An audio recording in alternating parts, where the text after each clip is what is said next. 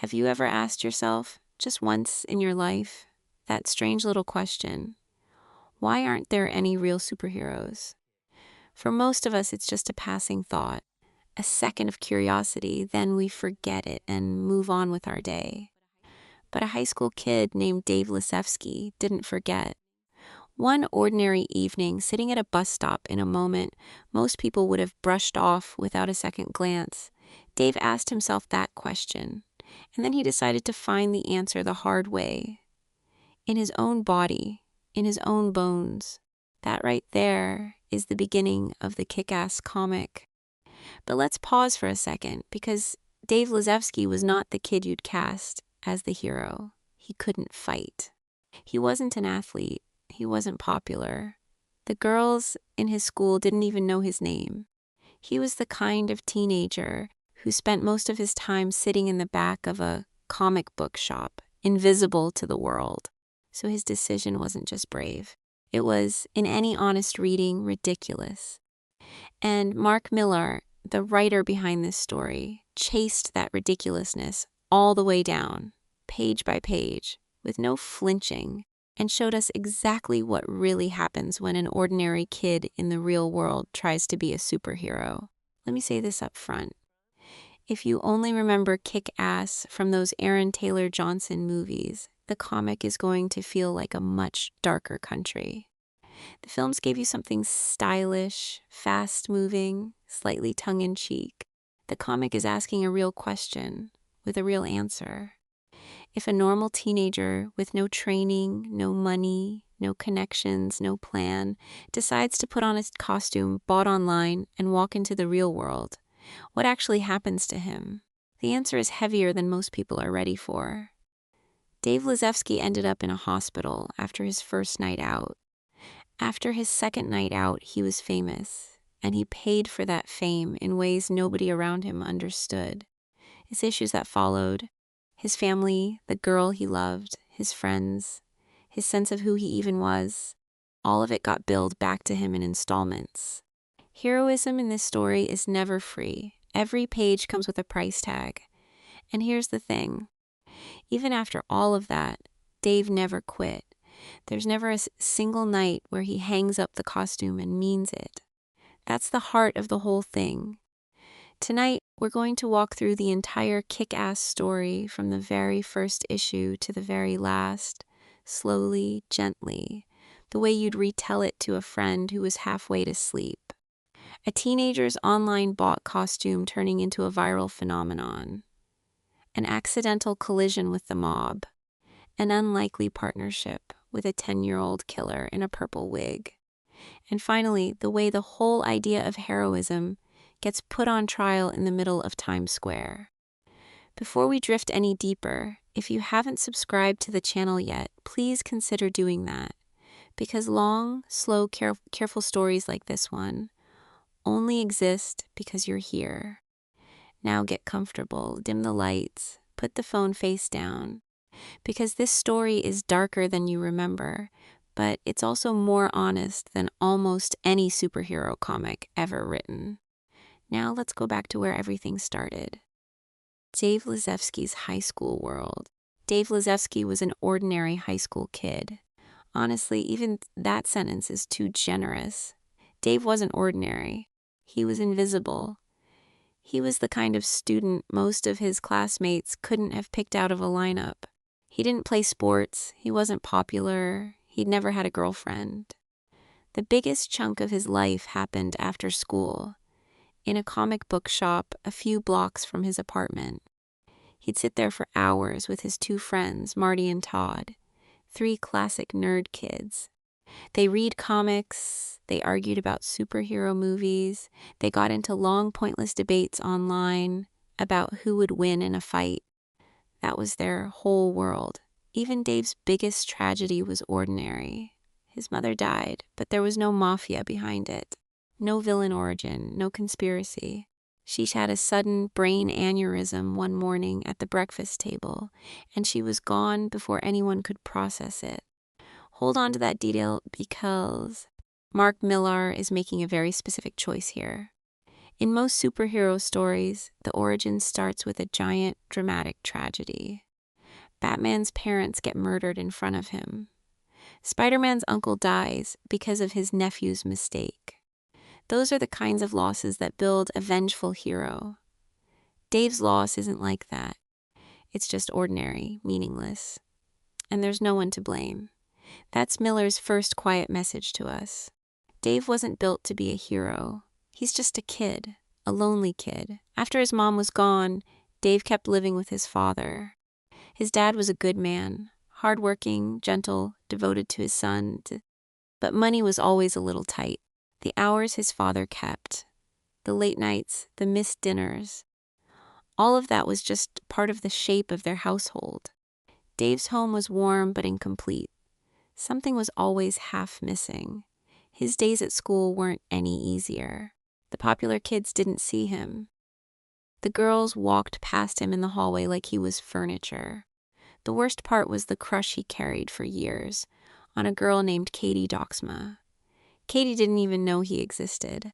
The one time Dave actually worked up the nerve to start a conversation with her, she laughed at him in a way that made it clear she wasn't going to be cruel about it, but he also wasn't on the map.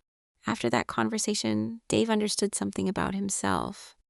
In the world he lived in, he was genuinely invisible. All of this piled up. Years went by. Dave grew older, but nothing really changed. Same loneliness, same invisibility, same low-grade ache. And then one evening, walking out of the comic book shop with his friends, sitting at that bus stop, Dave finally said it out loud. Why aren't there any real superheroes? With all these comics, all these movies, all this online noise about heroism, why hasn't anyone actually tried? Why hasn't some regular person just put on a costume and gone outside? Marty and Todd laughed at him. To them, the answer was easy. The kind of person who tries that is either really stupid or really unstable. Normal people don't do that. Because real life isn't a comic book. Dave didn't laugh. The answer didn't land. The question stayed in his head all night, and then for weeks. And eventually, he made the decision that decides the rest of the story. He was going to look for the answer himself. The first step was ordering a costume online. Dave didn't have a designer's eye, and he didn't have any money, so he went cheap. He found a neoprene scuba suit online, an ugly green-yellow color, weird stripes down the side, not exactly heroic. But it was what he could afford. He bought it, added a mask, picked up a couple of cheap batons, and he was set. When he looked at himself in the mirror, I'll tell you exactly what he saw. He didn't see a hero. He saw a skinny kid in a weird suit. But there was something quietly powerful about that moment. Because the kid in the mirror was, for the first time in his life, someone who'd actually decided to do something. For months, he tried to train. He ran along the park at night. He lifted weights in his room. He watched fight videos online, none of which, of course, is anything like real combat training. Dave didn't know that. He felt like Rocky in the training montage. He had no idea how little of the truth he was actually seeing. The first night he went out in the costume, his heart was full of something. Fear, yes, but also this strange, swelling excitement. He was ready to show the world a hero. The world didn't notice. All he found was a narrow alley. A little after midnight, 3 guys spraying graffiti on a wall, cans in their hands, half a tag already done. Dave hid around the corner and watched them for a while. Then he realized just watching wasn't going to make him anything. If he wanted to be a hero, he had to step out. And right at that moment, his brain locked up. He started thinking, what am I going to say? What's my opening line? Picture this for a second. A high school kid who's never thrown a real punch in his life, trying to come up with the perfect quip before his first intervention, and finding nothing in his head. Then one of the graffiti guys spotted him, turned around, sharp voice. "Hey, what are you looking at?" Dave froze. Not a single word came out of his mouth. The guy yelled at him again, louder this time, harder. I said, "What are you looking at?" The other two put their spray cans down and started walking toward him.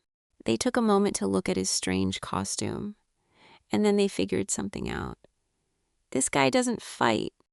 This is just some kid wearing a costume. The attack came fast. Dave threw the first punch, a bad one. What came back was much, much harder. Within seconds, he was on the ground. And on the ground, in pain he had never felt before in his life. One of them started kicking him over and over. Then one of them pulled out a knife. And Dave felt something in that moment that no comic book had ever prepared him for. The knife went into his body. He didn't know how to react. He just collapsed. The guys left their costumed kid bleeding on the pavement and ran. Dave lay there for a long time, unable to move. Eventually he started crawling, slowly, painfully, toward the edge of the street, trying to get help. He made it close to the curb. In a real hero story, the helpers are always there. In this story, they weren't. People walked past. They saw his weird costume. They saw the blood. They looked away. They kept walking. For a moment, just one moment, Dave stopped to wonder why nobody was stopping. And then it got worse. While he was dragging himself across the street, a car came around the corner. The driver didn't see him until it was too late. The brakes didn't catch in time. Dave's body went up over the hood and slammed back down on the asphalt. The driver, panicking, didn't get out, didn't even look. He hit the gas and drove off. So now Dave was lying in the middle of a street, stabbed, hit by a car, his spine seriously damaged. No help, no rescuer, no hero. Just one costumed kid on the pavement. Picture that for a second. You've never done a single heroic thing in your life. You spent one evening, for 1 hour, trying to be brave, and now you're half conscious on the asphalt. What's going through your head? For Dave, it was shame, the fear that his dad would see him in this costume, the realization that the whole thing had been a stupid game, that at the edge of death, he hadn't been a hero at all. He'd been a child playing pretend. Dave Lizewski spent months in the hospital. The first few days were a coma, then a long series of surgeries, then rehab. The doctors did what they could. They put steel plates inside his body. Parts of his spine became permanently reinforced. And here is a detail you really need to hold on to, because it changes everything later. His nerves were damaged, permanently. Most of his body now has an unusually high threshold for pain. For most people, a slap stings. For Dave, after the accident, a slap is barely even a sensation. There's a constant low numbness humming under his skin. Remember that, because that nerve damage is the closest thing Dave will ever have to a superpower. Facing his family was harder than the surgeries. His dad came to the hospital.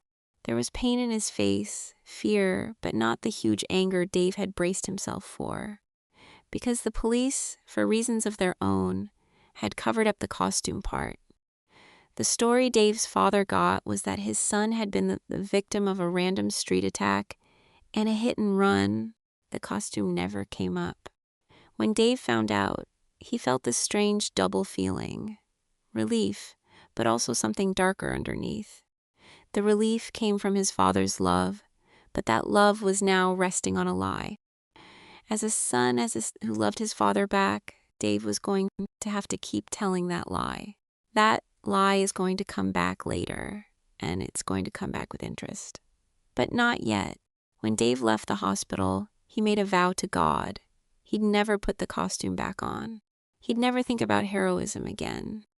He went home, he gathered up the pieces of the costume, the mask, all of it, and he threw it out. The whole thing was in a trash bag by the front door inside of 10 minutes. The entire heroic fantasy, gone. But once something gets into a person, it doesn't go in the trash. Dave learned that pretty quickly. A few weeks after he got home, Dave put the costume back on. He couldn't even explain to himself why. One night, something in him called him back to the street. He started wandering the neighborhood, slowly, the costume back on, that old rush coming back. But within a few minutes, he realized the city was just quiet. There was nobody to save. Just one kid in a wetsuit, walking around looking faintly stupid. He was about to give up when he heard something. A man was being beaten by 3 others. A street fight nobody was getting involved in. People were walking past. A few stopped to watch. None of them stepped in. Dave thought about it for a second. It was the same scene as before, the same setup that put him in the hospital. But this time, he made a different decision. Because something inside him was saying, if you walk past this, you're going to regret it for the rest of your life. So Dave jumped in. 3 men against 1 teenager. It was insane. It was suicide on paper. But this time Dave had something he didn't have before. That nerve damage. That pain threshold. When the guys kicked him, his body didn't register it the way most bodies would. That made him braver. It made him more aggressive. The hits that would have put a normal kid down didn't put him down. He just kept getting up. The people watching noticed. A kid taking on 3 grown men, bleeding, but still fighting. They pulled out their phones. They started filming. The fight went on for several minutes, on a busy enough street, with enough people around. Eventually, the 3 attackers got freaked out by how much this kid was refusing to fall, and they ran. Dave stayed on the ground, breathing hard but alive. The man he'd helped came over to him, said thank you. A real, full thank you. It was, honestly, probably the first sincere thank you Dave had ever received in his whole life. And that night, the videos people had filmed went up online. By the next morning, the world had changed. The clip went viral, millions of views in hours. Dave's masked face, the costume, the fight, it was on every social platform. Who is this kid? Why did he do this? Is this a real superhero? Forums lit up. The news started reporting the news. And somewhere in those first few hours, the name was born. Kick-Ass. Nobody's totally sure who used it first. But by the end of the day, an invisible high school kid had become one of the most discussed anonymous figures on the internet. Let's pause for a second, because the millions of people watching that video missed the actual point. They saw a costumed kid taking a beating and refusing to fall. They didn't know that this same kid had been stabbed, hit by a car, and left for dead on a street a few months earlier. They didn't know about the steel plates inside him, or the nerve damage that meant he literally couldn't feel a normal amount of pain. In their eyes, a hero had been born. In reality, Dave hadn't become a hero. He'd just survived something that should have killed him. Those 2 things are not the same thing. Dave couldn't admit that to himself either. Because Kick-Ass becoming a name attached to him was, for the first time in his life, a feeling of mattering. People were talking about him. People were rooting for him. People were waiting to see what he'd do next. For a kid who'd been invisible for years, that feeling was like a drug. And there was no way he was getting off that drug now. Dave watched the whole thing from school. All day, the kids were talking about the viral video. Marty and Todd came up to him buzzing about it, totally clueless. Nobody knew. Nobody imagined that the face under the mask was the quiet kid who sat next to them in homeroom, the one who ate lunch alone in the cafeteria. This is where the story gets its real power. Dave is now 2 people. On one side, invisible Dave, the kid the hallways still don't see. On the other side, Kick-Ass, the myth the whole world is talking about. 1 person, 2 lives, 1 rotten, 1 shining. Now hold on, because here's where the story takes a strange turn. Katie Dogsma, the girl Dave had been quietly in love with for years, who'd never noticed him, started noticing him. But the reason she started noticing him was built on a huge misunderstanding. Katie's misunderstanding. High school gossip systems are messy. Dave's first night out, the one that ended with him stabbed and run over, had leaked into the school in pieces. Not the costume part, but the injuries. The bigger story, the one that started circulating, was that something's happened to Dave because he had some kind of secret identity, some hidden life. Somehow that story warped the way these stories always warp into a new version. The kids at school started thinking Dave was gay. When Katie heard that, she felt for him. Honest, real sympathy. Because Katie was a genuinely kind person. She started noticing him, talking to him, pulling him into her social orbit. Dave got the first real closeness of his life, and he got it because of a misunderstanding. When he figured that out, he had a choice to make. Tell her the truth? Correct the misunderstanding? No, Dave couldn't do it.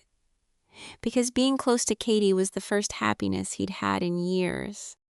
And in that moment, Dave realized how small he was. Because the closeness he needed, he was building on a lie. That lie is going to grow. And one day, it's going to turn into the most humiliating moment of his life. But not yet. Even while he was living that lie, Dave didn't put the costume away. If anything, the viral fame made him bolder. People started sending kick-ass messages online, asking for help with little things, mostly. Small neighborhood problems, lost cats, petty disputes. Dave started answering them. Let me ask you something here. Do you think Dave was doing the right thing at this point? Getting close to a girl under a false identity, then putting on another false identity to solve other people's problems for them. Two lies stacked on top of each other. Leave a comment, because in my reading, this is the part of Dave that's least understood. Dave wasn't a hero. Dave was running away. He was running away from his own life. And that running eventually is going to cost him everything. Then an internet message landed in Dave's inbox. After the viral video, Dave was drowning in messages. Most of them were fans, photo requests, imitators. But one of them was different. It was from a stranger, a short message. There's a drug dealer harassing my ex-girlfriend, a guy named Rasul in her neighborhood. Can you scare him for me? An address attached underneath. Dave read it. Something stirred in him. A stranger had trusted him. They hadn't gone to the police. They'd gone to Kick-Ass. Because Kick-Ass was now a thing. The viral video had made it real. Dave made a decision that night. He put on the costume. He was going to go to Rasul's place quietly, stop the guy. Because this would be Kick-Ass' first real mission. Because somebody had trusted him. Dave got the costume on. He found Rasul's building. He found the apartment. He knocked. The man who opened the door looked him up and down. After a few seconds, he figured out what Dave wanted. He waved him inside. As soon as Dave stepped through the door, he knew it was a trap. The apartment wasn't just one guy. There were a handful of armed men, all of them ready, all of them acting like they'd been expecting this. Of course they had. The viral video had reached them too. They were just looking forward to playing with the strange costumed kid. Dave knew it was a trap, and he didn't back out, because someone had trusted him, because maybe this was the mission that would prove his heroic fantasy was real. Rasul said something. A couple of guys moved toward Dave. Dave pulled out a small defensive device he'd brought along, pressed it into the lead man's body, stunned him for a second. But then the rest were on him. A high school kid versus armed men was never going to be a contest. Within a few seconds, Dave was on the floor. One of them pulled a gun. Dave was sure this time he was actually going to die. His dad, Katie, Marty, Todd, they all flashed in front of him. Unfinished lies, an unfinished life, an unfinished attempt at heroism. Then the window broke. The thing that broke the window wasn't what you'd expect. Because the thing that came through the window wasn't a man, and it wasn't a costumed adult hero. It was a little girl, 10 years old, maybe. Purple hair, purple costume, a sword in her hand. None of the men in the apartment, and Dave especially, were ready for what was about to happen. The next few minutes of that comic are some of the most uncompromising pages Mark Millar ever wrote. To keep things gentle for tonight, I'll just say this. The armed men who'd been waiting for Dave didn't make it out of that apartment. The girl took her time, professionally, without commentary, without flinching, and she settled the account. Dave watched the whole thing from the floor, swallowing his own blood. Because that night, Dave Lizewski saw a real superhero for the first time in his life. And the real superhero was a 10-year-old girl with a purple wig. When she was finished, the girl looked over at him. A short, cold look. "You're Kick-Ass, right?" she asked. Dave, still in shock, nodded. Hit Girl studied him for another second, then turned and walked out of the apartment. I want to pause here for a second, because most viewers who hit Girl's debut scene laughed or got hyped up. The first time I read it, I just stared at the page for a while, because what's actually happening there isn't funny. A 10-year-old girl is moving the way someone who's never held a doll moves, because she's never held a doll. Everything that was ever put in her hands growing up was either a weapon, a piece of training gear, or a combat tool. Mindy McCready was not a little girl. Mindy McCready was a soldier built by her father. And in that moment, Dave half understood what he was looking at, and half didn't.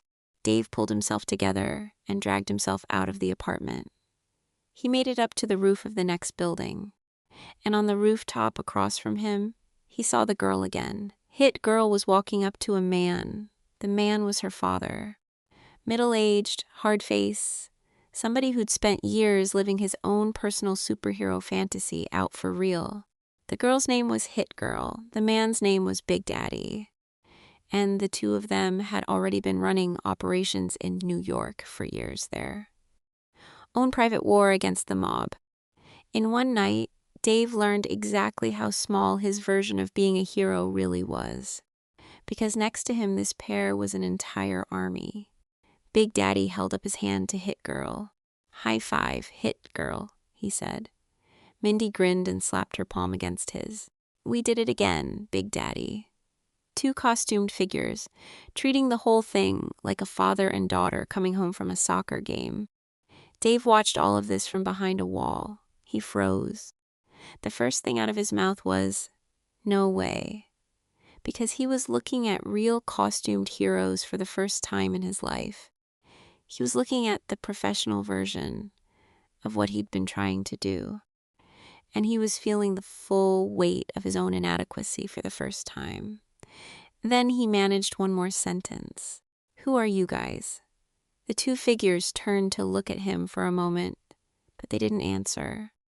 They just slipped quietly off the roof. Because the answer to that question was not a sentence.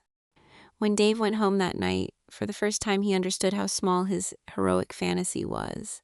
But did he quit? No. Because now he'd seen the real thing, and he wanted to be a part of it. And this is a good moment to mention something. I have a soft spot for the Kick-Ass movies, honestly.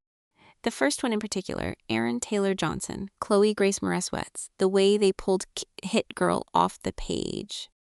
It's one of those rare comic-to-film translations where you can feel everyone involved actually cared. I rewatch it, I'll defend it.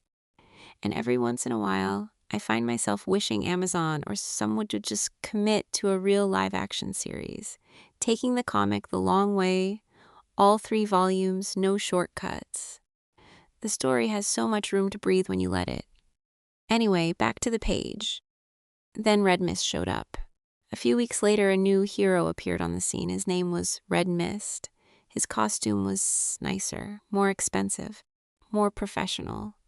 He even had his own car, his own little superhero vehicle. When Dave saw him, he was a little excited and a little jealous. Maybe another ordinary kid had decided to try this. Maybe Dave could finally have a partner. Red Mist reached out.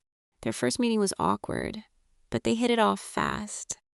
Red Mist was funny, rich, generous, and he took Dave seriously. They spent weeks hanging out. They handled a few small incidents together. For the first time in his life, Dave felt like he was part of a team. But Red Mist was a setup, because Red Mist's real name was Chris Genovese, 16 years old, but not a normal kid. His father was John Genovese, one of the most powerful men in the New York mob. Chris had grown up inside this world. He'd watched his father run it his whole life. And recently, Big Daddy and Hit Girl had been doing serious damage to the Genovese family's operations. John Genovese had given his son one simple task. This kick-ass kid knows the real heroes. Find out where they operate. Find their safe houses. Bring them to me. Chris carried that task out professionally. He earned Dave's trust. And Dave, never suspecting a thing, told him everything. The locations. The safe houses. The way Big Daddy and Hit Girl ran their operations. Because Dave thought he was part of a team. Because Chris was acting like a friend. Because for the first time in Dave's life, somebody seemed to want to be close to him for its own sake. And what was actually behind it didn't matter to Dave at all. Chris took the information back to his father. The mob got ready. And one night, an attack hit Big Daddy and Hit Girl's safe house. That attack led to one of the most devastating scenes in the entire Kick-Ass series. Big Daddy and Hit Girl's safe house was a fully equipped base. Weapons, plans, vengeance tools, all of it built up over years. A father's lifestyles, a daughter's training, every detail of their private wars stored in one place. Dave was there that same night because the mob had figured out the connection between Kick-Ass and the other two. And they wanted to trap all three of them at once. All three of them were suddenly standing in front of John Genovese and his soldiers, badly outnumbered. And the first one shot that night was Hit Girl. Mindy managed to grab a weapon and fire back. One of her bullets grazed John Genovese's cheek. He got angry. He raised his weapon. And before Mindy could say another word, she was hit. She went down, bloodied. A second later, she pulled herself together, the anger in her eyes, and through her teeth she said, "That hurt, you bastard!" She tried to get up. John Genovese didn't stop. He fired again and again. Mindy's small body got pushed by the force of the rounds toward the window. The glass shattered, and the girl fell in the dark several stories down. Big Daddy saw it. As a father, in that moment, he believed he'd just lost his daughter in front of him. The pain on his face was real, but he couldn't do anything. He was still wounded, still surrounded, still pinned. John Genovese was calm. "Take them downstairs. Bobby Ballbuster will be here in 20 minutes. He's on the clock." Bobby Ballbuster had been doing interrogations for John Genovese for years. Calm man, well-dressed, professional. No personal feelings on his face, just work. Dave and Big Daddy got hauled down to the basement of John Genovese's business. They were tied to chairs, not in separate rooms in the same place, close enough to see each other. Bobby Ballbuster started with Dave. He picked up some electrical cables. He stepped in. He delivered the first jolt. Dave had never felt pain like that in his life. Even the nerve damage didn't help him this time, because electricity was forcing its way straight through his nervous system. He screamed, he begged, "I'll tell you everything, man. I'll tell you whatever you want." In the corner, Chris Genovese stood in his red mist costume, watching, laughing softly. "That was just the warm-up, buddy. The real questions start in 10 minutes. Meanwhile, they turned to Big Daddy. John Genovese wanted one answer. "Who are you? Who do you work for? Why are you killing my men?" Big Daddy paused. Then he gestured at a metal case they'd brought in with him. A mysterious silver case he always carried. He gave them the combination, 2843. The men opened it. There was no money inside, no weapons, just comic books, old ones, rare ones, highly valuable issues. Fantastic Four #1, Amazing Fantasy Avengers, Captain America, Incredible Hulk. A collection he'd been building and selling off, one issue at a time, for years. "That's how I funded the last decade," Big Daddy said quietly. Selling my comic books on eBay. John Genovese didn't believe it at first. Bullshit, he yelled. But his guys started checking the issues. They were real. They were worth over $1 million. Every one of them legitimate, every one of them rare. John Genovese turned back to Big Daddy in fury. Then why are you after me? A comic book collector killing my men? Big Daddy gave him a simple answer. Easy. We needed a bad guy. Let's pause on that line for a second. Because in my reading, that's one of the deepest things Mark Millar wrote in the whole series. Big Daddy had been hunting the New York mob for years. Men had died. Families had been destroyed. Why? Because comic books had told Damon McCready that to be a hero, you need a villain. Damon's life had been incomplete. His wife had left. He was an ordinary accountant. Nothing in his life had felt important. One day he made a decision. He wasn't going to stay ordinary. He was going to be the hero of his own story. But every hero needed a villain. The John Genovese family was right there. Damon picked them, in his own head, as the bad guys, and he hunted them for years. He dragged his daughter along with him. The whole thing was one man's comic book fantasy made real. That answer broke John Genovese's last bit of patience. He drew his gun. He walked up to Big Daddy. Point blank. One shot. Damon McCready, in that chair, with his eyes open, took his last breath. Dave watched it happen a few feet away. Because Dave had respected Damon as Big Daddy, he'd held him up as a model. He'd thought of him as a real hero. And what he was learning now was that Big Daddy wasn't really different from him. Just a comic book reader trying to act out his fantasy in real life. Except this one had dragged a kid along for the ride. For a second, Dave thought he was next. Then a small, cold, familiar voice came from behind them. Except for me. Mindy. Hit Girl had fallen out the window, yes. But there was something John Genovese didn't know. Mindy had been wearing Kevlar under her costume, down to her underwear. Her father had prepared her for that detail. The bullets had buried themselves in the Kevlar. Mindy had a few broken bones and a few bad bruises, but she was alive. And quietly, bloody and limping, she'd made her way all the way down to the basement. She had 2 swords in her hands. A little girl, eyes full of fury, 2 long blades standing in the doorway. The men inside didn't even get to react. Mindy had been training for this moment for years. Bobby Ballbuster, John Genovese's bodyguards, everyone in that room. Within a couple of minutes, they were all on the floor. Her movements were fast, lethal, and completely without hesitation. Dave was frozen in the chair. Mindy walked over to him, cut the ropes, freed him. Dave stammered, "You're dead. You took like 100 bullets." "You fell out a window," Mindy answered, cold. "I wear Kevlar all the way down to my underwear, dumbass." Dave was still shaking. He wanted to say something, anything, about her dad, about whether Big Daddy had been making everything up, about how heavy the weight of what they'd done was. Mindy stopped for a moment. She looked at her father's body. There was pain in her face, but no tears. Because Mindy didn't know how to cry. Her father hadn't raised her that way. Then she turned to Dave. "Finish the job. Mourn later. We've got work right now." Mindy picked up a phone. Upstairs, in his penthouse, John Genovese was having his evening. Drink in hand. He thought his men had just finished the job in the basement. The phone rang. When he picked it up, he heard a little girl's voice.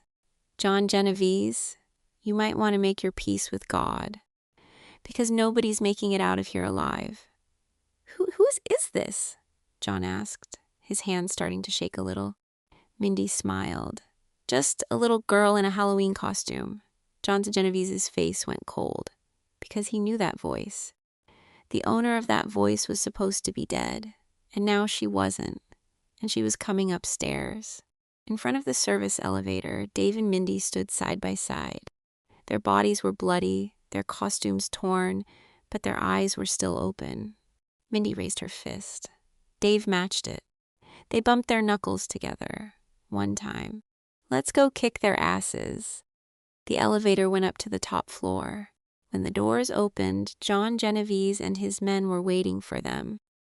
Guns drawn, the entire penthouse set up for a firefight. But Mindy had prepared something else. Mindy was holding a flamethrower. The moment the doors opened, she sprayed it into the room. Within seconds, most of John Genovese's bodyguards were caught in the fire. Screams, panic, flames in the middle of a mob fortress. Mindy tossed the flamethrower aside, picked up her swords, and walked into the rest of them. Let's pause here for a second, because this scene is one of the most outrageous in the whole comic. A little girl, bloody, 2 long swords, moving like a dancer through some of the most experienced hitmen in New York. Mindy had been preparing for this moment for years. Every lesson her father gave her, every second of pain, every drill, came back as one payment in one night. The men dropped one by one. None of them lasted more than a second against her. Meanwhile, Dave was having his own fight. Chris, in his red mist costume, was hiding in a side room, crouched behind a door, shaking like a scared dog. He was praying inside his own head, "Please, God, let me get through this night." Dave walked up to the door. He had 2 long wooden sticks in his hands, leftovers from the training Mindy had been quietly putting him through. He smashed the door open with one of them and walked in. "Red mist, Chris Genovese. Get out here, you coward." Chris, half paralyzed with fear, drew his gun and aimed it at Dave. His voice was shaky, trying to sound cool but failing. "Why am I even hiding from you? You're standing there with a stick, like an idiot." Dave shot back, also not exactly cool. "Yeah, and I'm gonna crack your skull open with it." Both of them were trying to play the hero monologue at this moment, but underneath, both of them were just 2 terrified teenagers, hands shaking, breathing too fast. Chris kept talking, trying to construct a Hollywood moment. Is this your big mano? Harry Osborn versus Peter Parker? I've got news for you, dude. I'm the one with the gun. The fight that followed was not epic. Let me pause here for a second, because the real spirit of this fight is different from what most viewers know. In the film, it's stylish, fast-paced, an action sequence. In the comic, it's 2 amateur teenagers swinging at each other badly, snot running down their faces, half crying, hitting each other with random objects like a pathetic street fight. Chris was getting ready to pull the trigger when Dave stumbled forward, and his stick caught Chris's hand by sheer luck. The gun fell. Then both of them, with sticks, badly, scared and tearful, started hitting each other. Dave's swings were clumsy, but Chris was even worse. A couple of Dave's hits caught Chris in the head and the face. Most of them weren't aimed. They were just panic swings. They were enough. Chris went down, bleeding, sobbing, snot everywhere, not even sure which way he was facing. Dave was also a wreck, hands shaking too badly to even stand straight. Not hero, so much as just breathing. Dave stood over him, exhausted, panting. He wasn't a hero in that moment. He was just a winded high school kid. He knew what Chris's father had been telling Chris for years. That Chris was a weak kid, a coward, that he'd never be the real heir to the family. Dave threw that in Chris's face, his voice cracking. "Your dad was right, loser. You really are a coward." Chris stayed on the floor, bloody, unconscious, but alive. Dave picked up the gun. Not to finish Chris, because Mindy was still fighting upstairs, and they needed a gun. And in that moment, Dave had no idea. Leaving Chris alive was going to be the most expensive decision of his entire life. Then Dave heard a sound, Mindy's voice. A scream, pain in it, not pleading, just real. Dave turned and saw it. John Genovese, with all his men on the floor, was still standing. Old mob boss or not, he was still dangerous. He'd cornered Mindy. He'd got the gun on her. Mindy was tired, hurt. The bullet wounds hadn't healed. This could be her last second. John Genovese raised the gun. Then another shot went off. not his, Dave Lizewski's. Dave had raised the gun he'd taken from Chris. He fired point blank into John Genovese's groin. The mob boss went down, his gun clattering to the floor, lost in his own pain. For 1 second, just one, Mindy had won. Mindy got back on her feet. John Genovese was still on the floor, bleeding. Mindy walked toward him. The account was about to close. With her sword, in that moment, she finished it. John Genovese, head of the New York mob for years, took his last breath on the floor of his own penthouse at the hands of a 10-year-old girl. The whole empire collapsed in one night.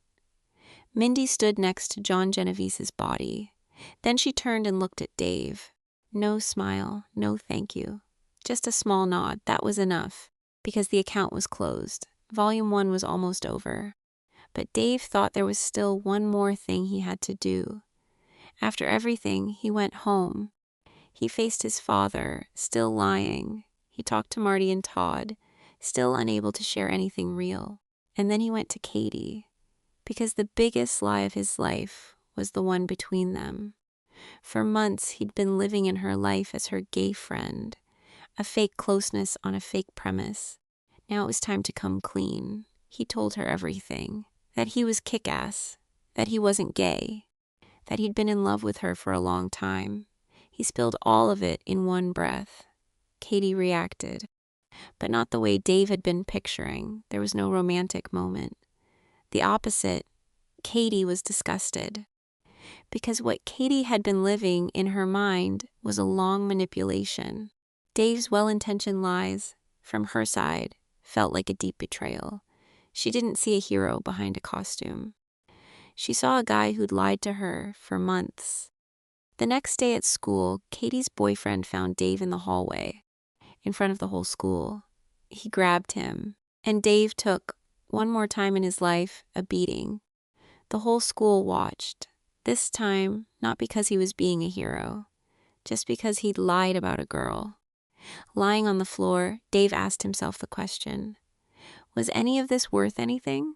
The cost of being a hero kept coming due, but what was he actually getting back? Even his family was incomplete. The girl wasn't there anymore, just the costume, just that. But Dave still didn't put the costume down, because at that point he realized that the costume was part of him. Taking it off was like cutting away part of himself. Kick-Ass wasn't just a mask anymore. He was a truer version of Dave than Dave himself. But Volume 1 didn't end there. Because Chris Genovese was still alive. Dave hadn't killed him, just knocked him out and left him there. Months later, Dave was on his computer one night, and a message came through. An online forum, a costumed hero discussion. One user had posted a long entry. The tone was cold, calm, and clear. This is just the start. I lost my father because of you. I lost my family because of you. I lost my whole life because of you. I'm going to find a costume too, but mine isn't going to be a hero costume. Mine is going to be the costume of the worst villain this world has ever seen. I'm coming. I'll be patient. And when I get there, Kick-Ass, Hit Girl, and everyone who's been part of this masked game is going to pay for it personally. The username was hidden, but Dave knew who it was when he read it. Chris, still out there, still planning and coming. Volume 1 closes on that message, closes with a shadow over the whole thing. Because the world had learned about costumed heroes, but it hadn't yet met its first costumed villain. Chris promised to fix that. That's where the first volume of Kick-Ass ends. But Mark Millar had so much more story to tell. A lot more. Because Dave's first adventure had broken one branch of the mob, created a viral myth, and given a little girl her revenge. But that myth had also sent a message to the world. The message was, you can do it too. Put on a costume. Walk outside. And the world heard. In Volume 2, Kick-Ass wasn't alone anymore. Dozens of costumed kids appeared on the streets, then hundreds. Some of them had good intentions. Some of them just wanted attention. Some of them actually wanted to help. All of which was Mark Millar lining up the second question. If telling one teenager you can be a superhero was a spark, how far would the fire spread? The answer is wider than you'd expect. Let me pause for a second to ask you something in the comments. Do you think Dave was doing the right thing here? Should he still have been putting on the costume? Or should he have stopped at the end of Volume 1, gone back to his family and his ordinary life? Drop a comment, because in my reading, the most misunderstood decision in Kick-Ass is right here, was refusing to quit a kind of heroism or a kind of addiction. And if you've got an answer, if you haven't subscribed yet, please consider doing that. Because these long, calm, careful breakdowns only exist because you're here. Let's keep going. Because the world of Kick-Ass 2 is more crowded, darker, and rougher than what came before. The city filled up with costumes. The viral legend of Kick-Ass had unexpected consequences. Within a few months, there were hundreds of costumed kids on the streets. Most of them untrained, most of them naive, most of them just looking for attention. But some of them were taking it seriously. Dave watched all of this and made a decision. He had to build his own team. He wasn't alone anymore. Bringing these people together was a mission of its own. One night, Dave went to a meeting. There was a group of active, costumed heroes in the city, and they'd started getting together. That night, he met the group. Dr. Gravity was there, Insect Insman was there, Battle Guy was there, and a few others. Most importantly, leading the group was Colonel Stars and Stripes. Colonel Stars and Stripes was a middle-aged man, a former mob member who'd given his life over to God after a very bad start. As part of that turn, he'd become a costumed hero. He was a fascinating character because, unlike everyone else there, he had real mob experience. All the other costumes were amateurs. The colonel knew what real danger looked like. The group had a name. Justice Forever. A little corny, sure. But for everyone in the group, it was the idea of a family. And that night, Dave got another shock. When Battle Guy took off his mask, Dave saw the face underneath. Marty. The friend he'd been reading comics with for years. His closest friend, Marty. Marty had built his own costume and quietly joined Justice Forever. Dave had had no idea. Todd had tried it too, briefly, under the name Ass Kicker. But Todd's fighting skills were extremely thin, and at the first real sign of danger, he'd given up and put his costume away. That night, Dave found his place in this group. He wasn't alone anymore. Even his closest friend was in the same world. For months, Justice Forever ran real operations. They broke up side gangs. They handled neighborhood problems. They raided fight clubs. Everything they did was amateur level, but they were working as a family. For the first time in his life, Dave felt like he was part of something. But while all of that was happening, something else was happening too. Hit Girl. Mindy was forced into normal life. After Big Daddy was gone, Mindy didn't have anyone. She was still a little girl, 11 years old. Somebody had to raise her. Damon's wife, Mindy's real mother, was still alive, if you remember.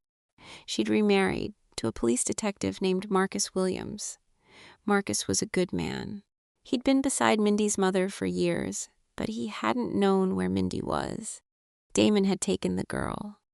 Now Mindy was coming back to them. Marcus and Mindy's mother took her in. They tried to give her a normal life. But Mindy wasn't built for a normal life. At 11 years old, she was a lethal soldier. The inside of her head was full of combat and weapons and revenge. Marcus was afraid she was going to do something. As a police detective, he knew he had to stop her before she ended someone else's life or her own. One evening, Marcus sat Mindy down and talked to her, hard. He knew her history. He knew how she'd been raised. And now he was saying it out loud, this life had to end. Mindy couldn't put on the costume again. She couldn't be Hit Girl anymore. Because if she did, she was either going to prison or worse. And her mother, who lived with the fear of losing her daughter again, couldn't take it a second time. Mindy agreed. Because she loved her mother. Because Marcus was a good man. And because, somewhere deep inside, Mindy wanted to be a normal kid too, even though she had no idea how to be one. Even so, Mindy was doing something Marcus didn't know about. She was secretly training Dave, because Dave's fighting skills were still embarrassing. As a costumed hero, he didn't know what real danger looked like. Mindy was trying to extend Dave's lifespan by turning him into at least a basic fighter. On rooftops, in hidden corners, late at night, Mindy is the teacher, Dave is the student. One day Marcus figured it out. He realized Mindy was running secret training sessions. And that night, this gentle man destroyed her costume in front of her. He made her swear again, never to put it back on. Mindy lost one tear. She didn't argue. Because Mindy was now split in two. On one side, her father had made her. On the other side, her mother and Marcus were trying to make her a child again. Mindy didn't even know which version she was anymore. Meanwhile, another character was going through a dark transformation. Chris Genovese. Remember, at the end of Volume 1, Dave had beaten him with sticks but hadn't finished him. Chris survived. His father had been killed by Hit Girl. The mob empire had collapsed. But Chris was still rich. The inheritance, the house, the family's money was still his. His mother was still alive too, living with him. Chris spent that whole stretch online. The message he'd posted at the end of Volume 1 was just the start. For years, he thought about how costumed heroes had destroyed his family. And then he made a decision. He wasn't going to step into his father's shoes. That path was closed. He was going to be something else. The world's first real costumed supervillain. Not like a mob boss, like a comic book villain. Because Chris had grown up on comics and now he'd learned that every hero needs a villain. Kick-Ass was the hero. He was going to be the villain. A small note here. Mark Millar doesn't actually show us in the comic how Chris built his costume, where he got it, or what he tried on along the way. There's a long scene in the film where he goes through his mother's closet, but that's pure film invention. In the comic, Chris just appears one day in this leather, uncomfortable S&M style costume. He shows up and declares his new identity. The prep, the design, the shopping, none of it is drawn, only the result. For sensitive viewers tonight, I'll just call this new identity the mother effer. The real name in the comic is different, but we'll stick with that softer version through the rest of the video. Chris made another decision. He couldn't take his revenge alone. He needed a team. With the millions his father had left him, he started recruiting some of the most dangerous mercenaries and former criminals in the world. He named the team the Toxic Mega Crew. Among them was a woman called Mother Russia, a former Soviet Special Forces operative, enormous and lethal. There was a hitman called Black Death, a few others. Every one of them a professional, every one of them deadly, and every one of them responding only to money. In this same stretch, the Genovese family fell apart. His father was gone, and his mother, Angie, had withdrawn after the family's collapse, staying quiet, watching her son's actions from a distance. Chris took practical control of the entire fortune. Genevieve's money was his. He had more money, more plans, more reasons to take revenge. So now Chris was extremely wealthy, psychologically completely broken, and commanding some of the most dangerous men in the world. A walking revenge machine.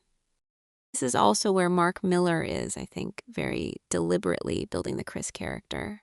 Because Chris wasn't a born villain. He was a 16-year-old kid who'd learned that his family was a mob family, and a part of him had been refusing to accept it. When he'd appeared in Volume 1 as Red Mist, he'd been trying to be a hero, in a way, because he knew what his father did, and he didn't want to be part of it. But things changed. His father died. His family collapsed. Now every part of his life had become a revenge project. We have to remember how young Chris is. 16, 17, still a kid. but with millions of dollars in hand, command over some of the most dangerous men in the world, and an anger inside that doesn't burn out. That's a recipe for disaster, and Mark Millar developed it into a disaster very quickly. The toxic mega crew started terrorizing the streets. One of their first big shows of force was a very heavy scene. The crew committed a public crime out in the open. It hit a young person's life very badly. The panels around it aren't the kind of thing I'm going to walk through on a sleep channel, so I'll just summarize the consequence. With that incident, the whole city understood how brutal Chris and his crew were. The street was entering a new era of danger. A war was starting between the costumed kids, and the toxic mega crew planned to win it. The crew started picking off Justice Forever members in the following weeks. Their first target was the group's leader, Colonel Stars and Stripes. They found his safe house. They raided it. His dog, Eisenhower, was there too. The colonel fought back the best he could, but he was an amateur and the crew he was facing was professional. That night, both the colonel and Eisenhower lost their lives, and they lost them hard. Mark Millar writes those pages like he can barely bring himself to draw them, and I'm not going to linger on them either. Panic spread through Justice Forever after that. This wasn't a game anymore. It was a real war. A few of the members stepped back, put their costumes away, and went back to ordinary life. Dave decided to stay. Because for Dave, hanging up the costume was still the same thing as giving up on himself. Then the toxic mega crew took another target, Katie Doxma, because Chris had been researching to find out who Dave really was. From the old Kick-Ass footage, the gossip, the leaks, he'd traced the connection between Dave and Katie, and he decided to use Katie to get to Dave. One night, the crew caught Katie in front of her building. Katie was very badly hurt. I'm not going to put what happened into words. Those are some of the darkest pages in the entire series. All I'll say is, Katie's life changed forever that night, and the reason was a closeness Dave had once had with her. When Dave learned what had happened, he realized that the cost of the costume had now spread into the lives of the people around him too.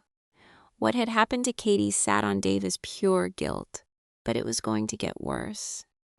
The police at this point decided to outlaw costumes entirely, both the good ones and the bad ones, because a war was happening on the street and the state couldn't control it.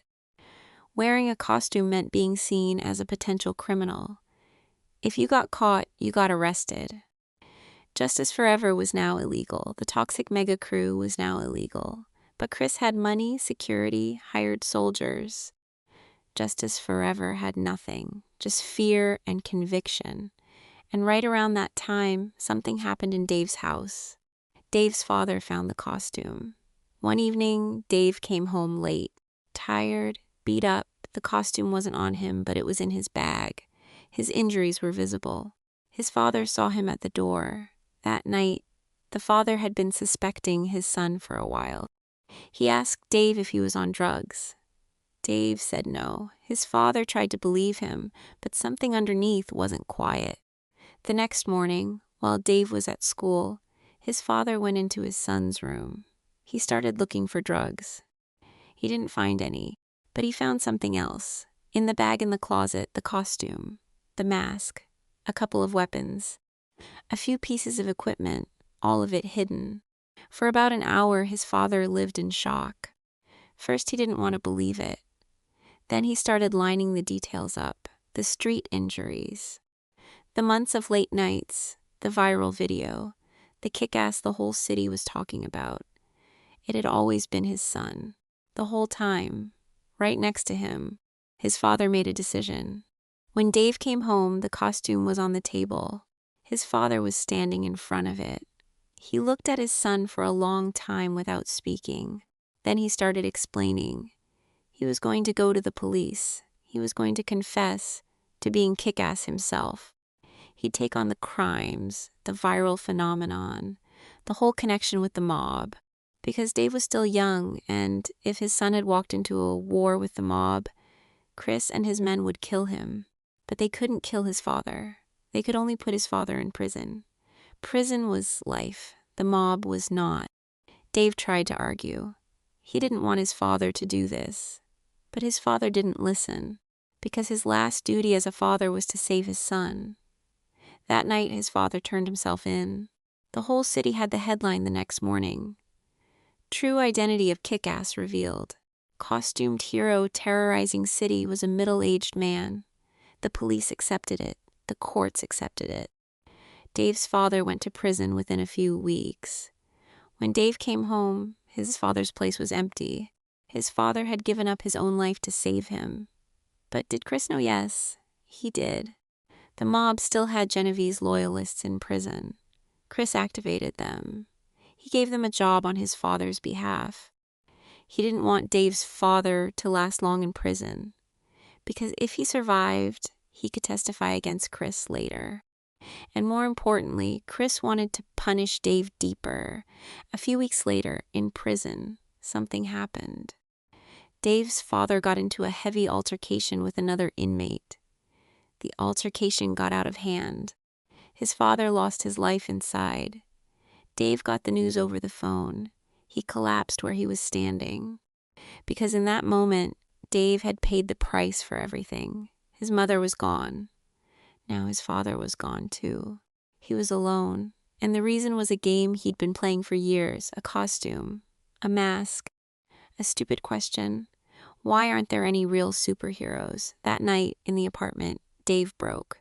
He cried for hours. But underneath the tears was something else. Anger. The old Dave was gone. Now there was only revenge. He picked up the phone. He called Mindy. He knew Marcus had banned her, but nothing was left. He made the call.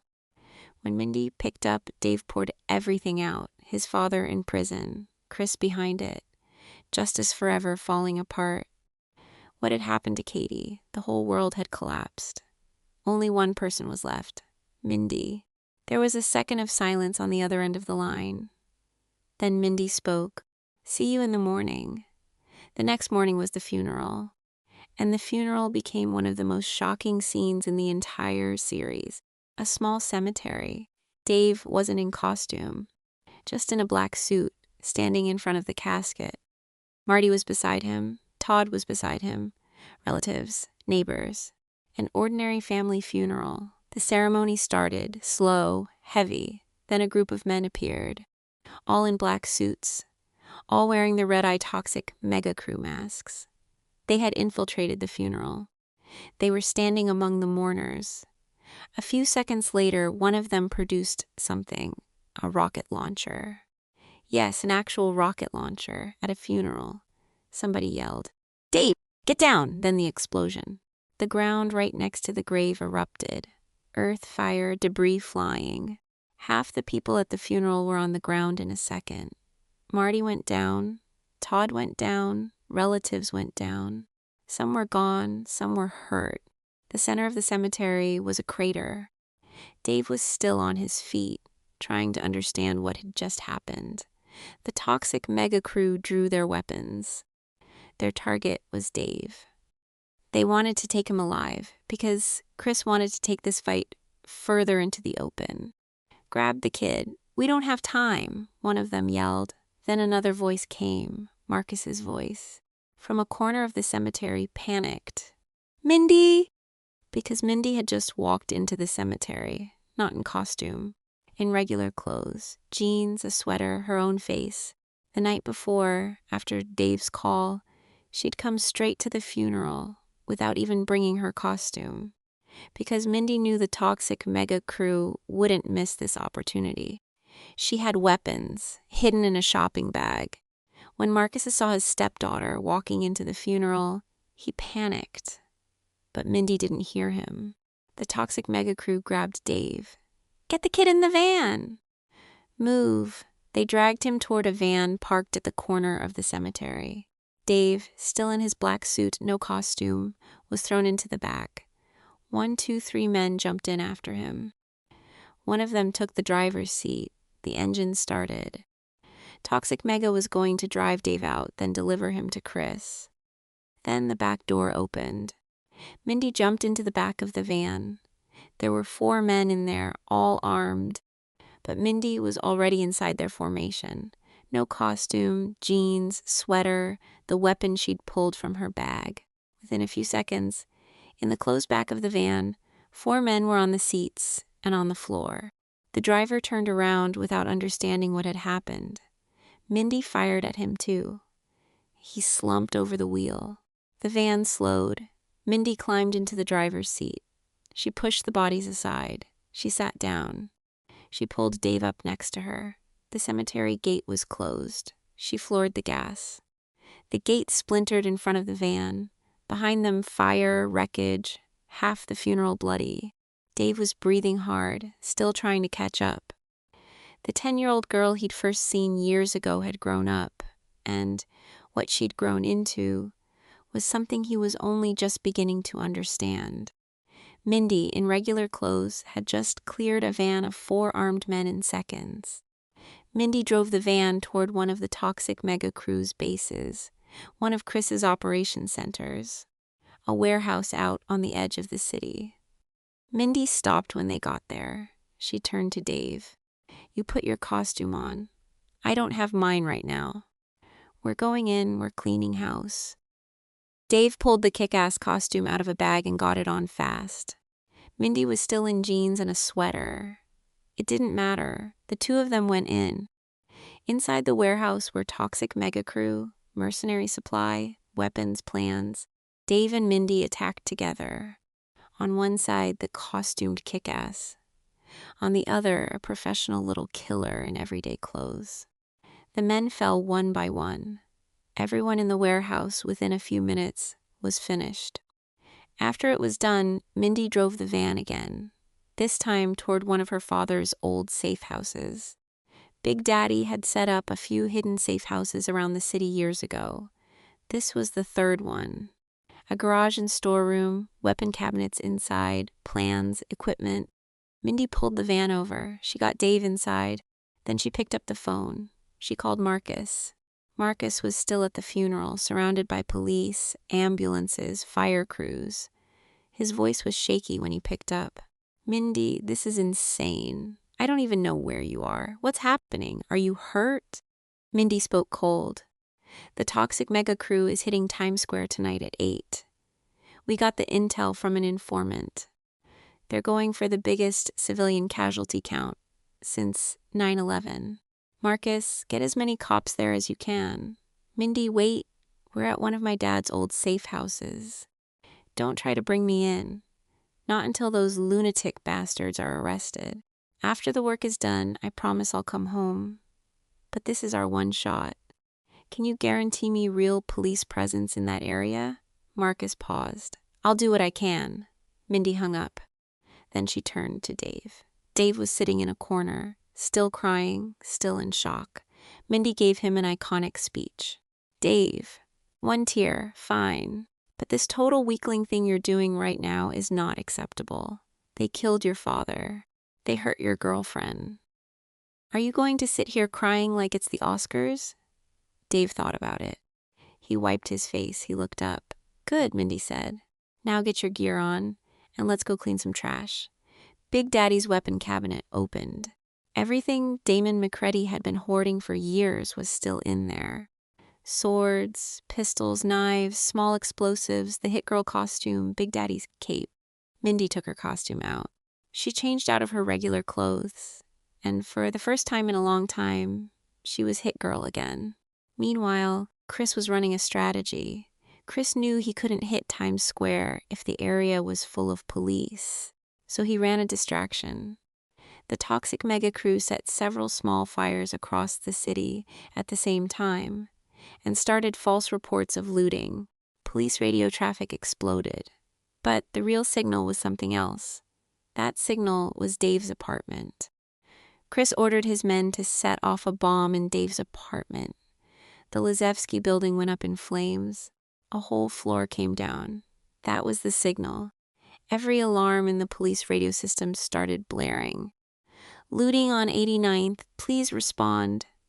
Officers scattered from Times Square to the other points. Marcus heard it in the car and figured it out too late. Don't you understand?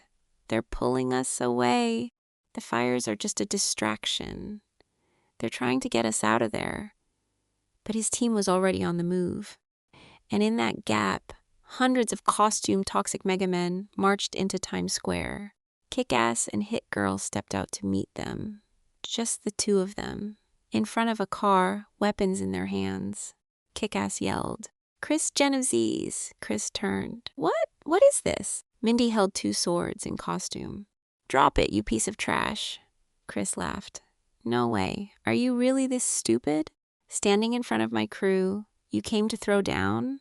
The guy beside him, a mercenary with a black eye patch, added, "There's two of you. There's 100 of us idiots. And don't count on the cops. We sent them somewhere else." Chris kept going. "Are you really this stupid? You really want to die that badly?" Hit Girl spoke calmly. "No." A pause. "That's why we called our friends." From behind them, sounds started.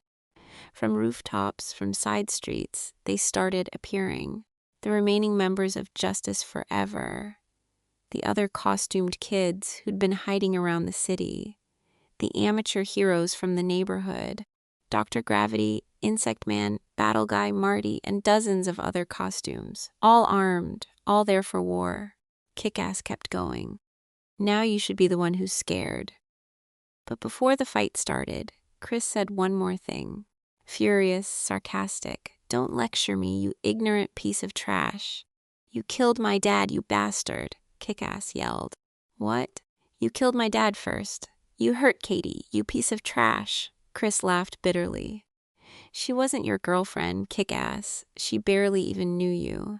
She actually told me you've been stalking her since 3rd grade. What kind of person starts following a girl when he's 8 years old?"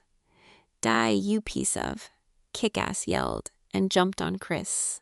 Chris yelled back, "What are you all standing there for? Take them down!" Times Square turned into a battlefield. Meanwhile, Hit Girl and Mother Russia were facing each other. A little girl with 2 swords. An enormous woman, former Soviet military. The fight between them is one of the most intense sequences in the comic. Mother Russia smiled and said, "I watched your fights online, you're good, but you depend on weapons too much." She moved fast and knocked the swords out of Hit Girl's hands. "You're compensating for your size with toys." But what happens if someone takes the toys away? Mindy was suddenly weaponless, small, hurt. Mother Russia leaned over her. Right at that moment, the door opened. 2 toxic mega guys walked in. "Oh, sorry. We were looking for somewhere to hide."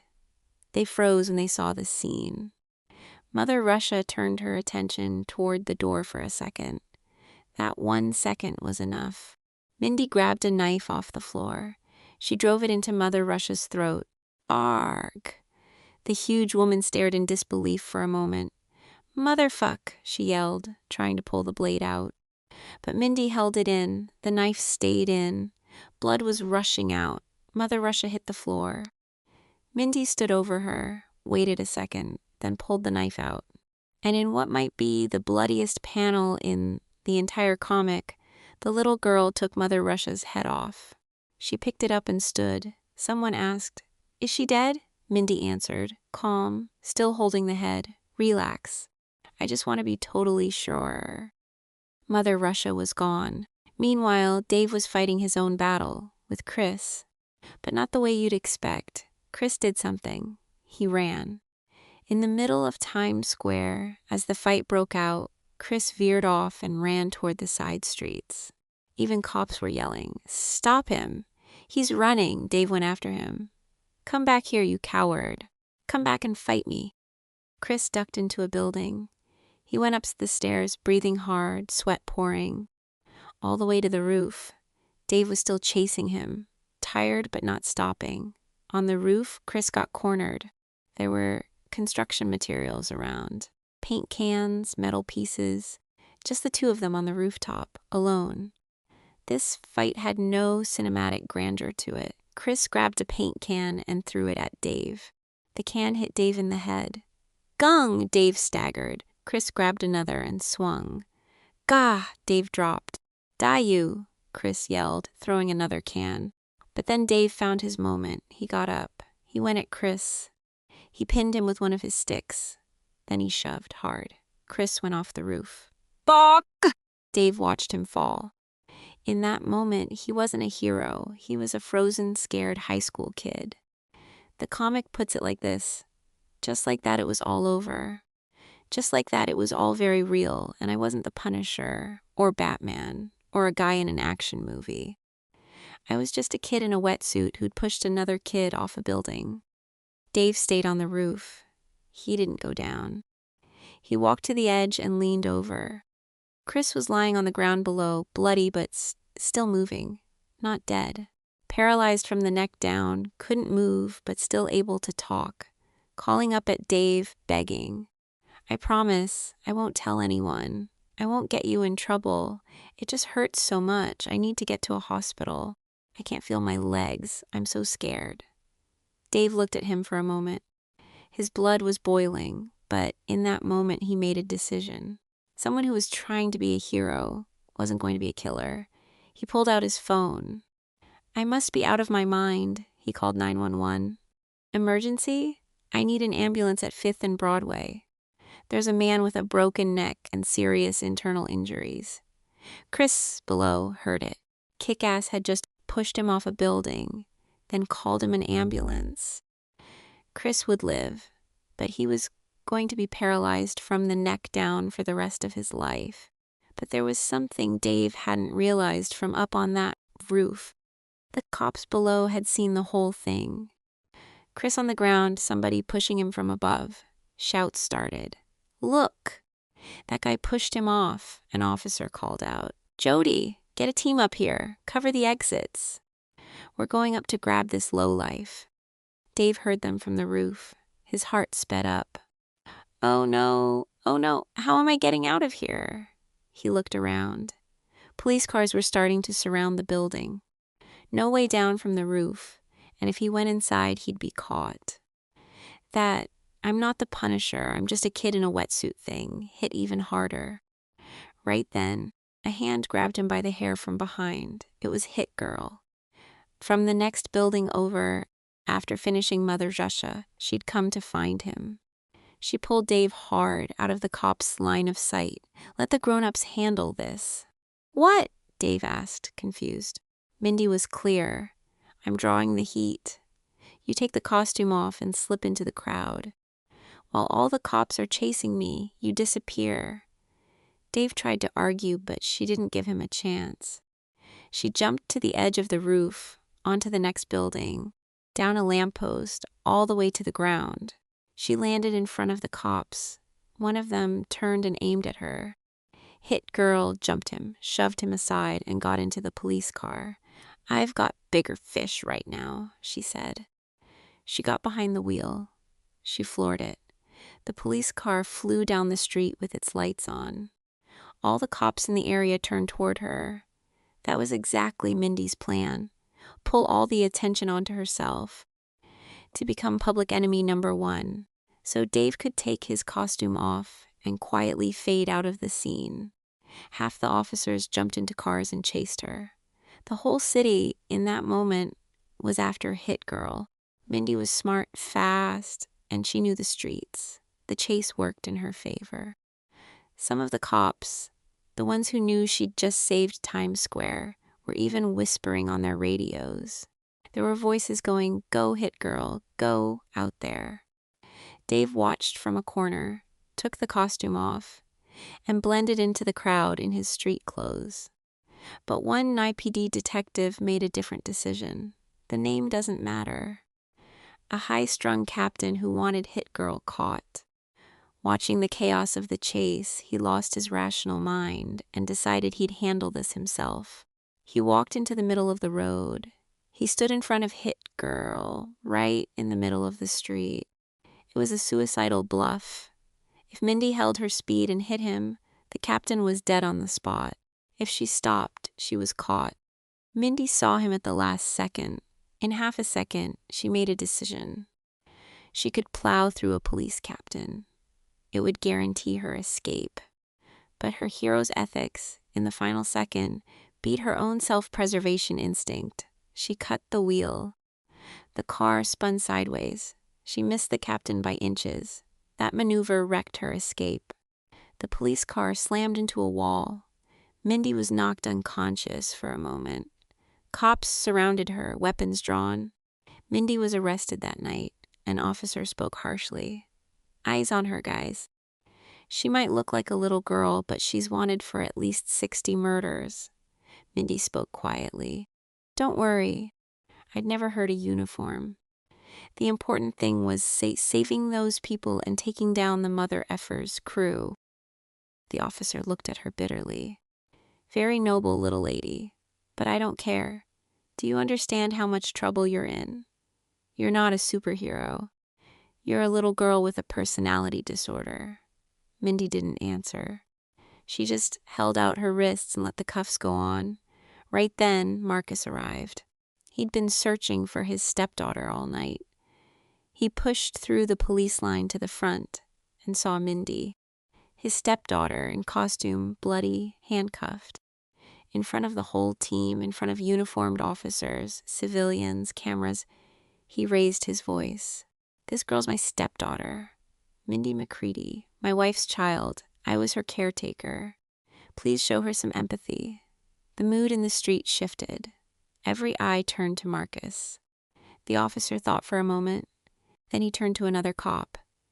"Cuff this man too. Aiding and abetting. Intentionally protecting a costumed vigilante." Marcus's wrists went into cuffs. Mindy's last protector, her last anchor, got thrown into the police car beside her that night. Mindy looked at Marcus for a second. She saw the man her mother loved being broken because of her. Inside her, for the first time, something like guilt stirred. She buried it a second later. On the way out, she got her last words in. A crowd had gathered. Some of them were clapping. Some of them were yelling, "Hero." The police had wanted to march her out like a trophy, but the public was taking her as something else. Toward the microphones, in front of the cameras, the little girl spoke one more time. "It's been an honor." The street filled with applause. In that moment, Mindy wasn't being arrested as a criminal. She was being born as a myth. In the public's eyes, the kid who took down the mother effer's crew, saved Times Square, protected her stepfather, and sacrificed her freedom. Instead of a police trophy in the hearts of the crowd, she became the symbol of a resistance. Mindy was sent to a maximum security facility, but Mindy had known this day was coming. She'd prepared in advance. She'd left her whole inheritance to Dave. A letter, instructions, plans. Her father had taught her, always have a plan. Dave, that night, after his own apartment had been blown up and he'd moved into another temporary place, opened Mindy's letter. "Dear Kick-Ass, if you're reading this, that means things went sideways. I'm either dead or I've been captured. Either way, you're the sole heir to every cool thing I've got. I've left you $2 million in cash, all my weapons, all my vehicles, all my crime-fighting equipment. Also detailed schematics of every maximum security facility that might hold me. Dad always taught me to be prepared, and I've kept the schematics updated. A prison break is a huge ask, but please, get me out." Dave followed the instructions. He found Mindy's hidden base. Inside was an entire armory, bags of cash, detailed schematics of the federal prison. Dave reached out to the group.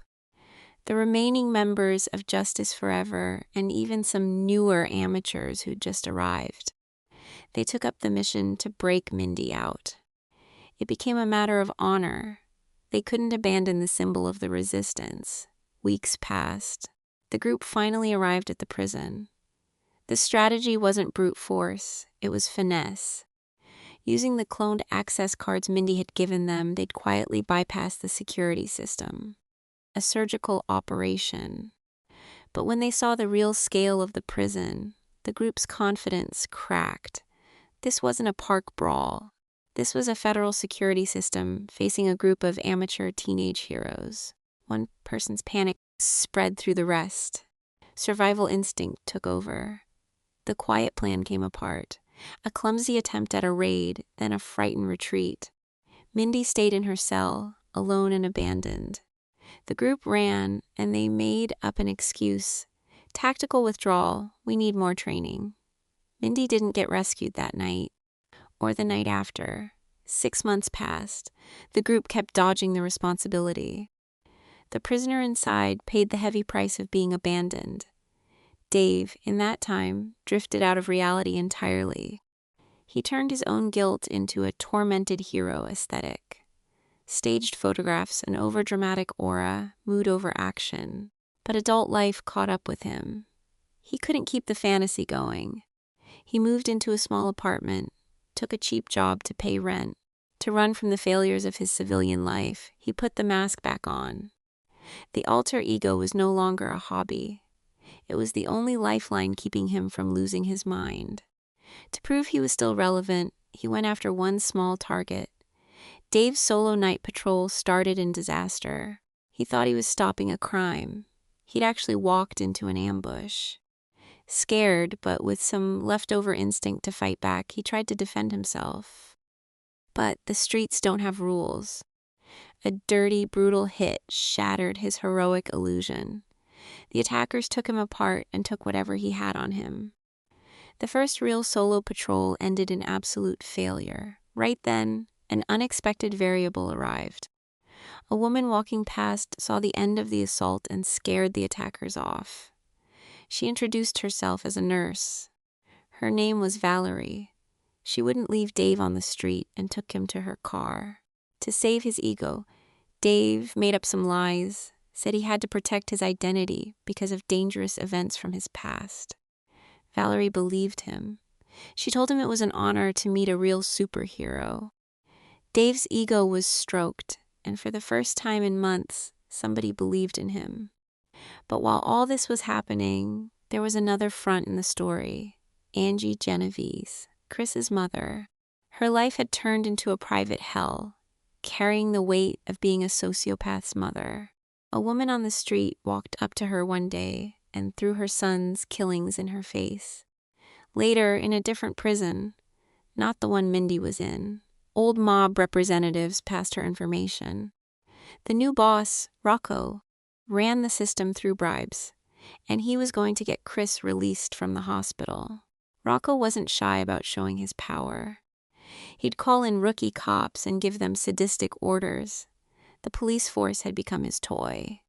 Chris, lying in the hospital, was shaking when he learned about it. A mob-backed release was going to bring even worse trouble down on him. His mother, Angie, came to the hospital and threw the truth in his face. She wasn't going to take the responsibility for what Chris had done. Meanwhile, Dave was trying to pull his own group back together. The rest of Justice Forever had scattered, but Dave tried to bring them back. He told them about Rocco, a mob boss on the way to building the largest criminal empire in the country, taking out anyone in his path. Dave suggested they hit a Genovese family hub with intimidation tactics, but half the group was scared. They said going up against the mob was suicide. They suggested virtual threats only. Dave's pitch fell flat. Faced with the first real lethal danger, the alliance fractured. Angie Genovese, realizing nobody was coming, armed herself. She'd protect her child on her own. A janitor showed up in Chris's hospital room. Looked exactly like a maintenance worker. No suspicion. Chris confessed to him. Said his entire criminal career had just been a spoiled rich kid's game. He was sick with guilt. But that confession sealed his fate. The janitor was actually a hitman sent by Rocco to settle accounts from Chris's past. He started choking him. Chris was living his final seconds. Outside, Angie was moving. She quietly took out the bribe security, slipped inside. Just as the hitman was about to finish Chris, Angie walked into the room. Before the man could turn, Angie fired. The hitman went down. Chris coughed and came back to life.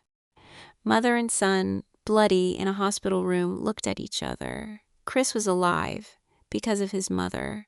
But the nightmare of this underworld was just beginning. Meanwhile, in prison, Mindy wasn't sitting still. The system thought it could fix her. A new psychiatrist was brought in, a naive man who thought she was just a troubled teen. But Hit Girl didn't need a weapon to be lethal. She crushed anyone in her path with whatever was in her hands. The prison system couldn't control her, because in reality, that facility was just an operations base for Mindy. She'd already lined up the gang leaders. She'd turned hell into her own private office. The most dangerous prisoners in the country, just to survive, were offering a girl luxury gifts and contraband. But for Mindy, this was just a way to pass time.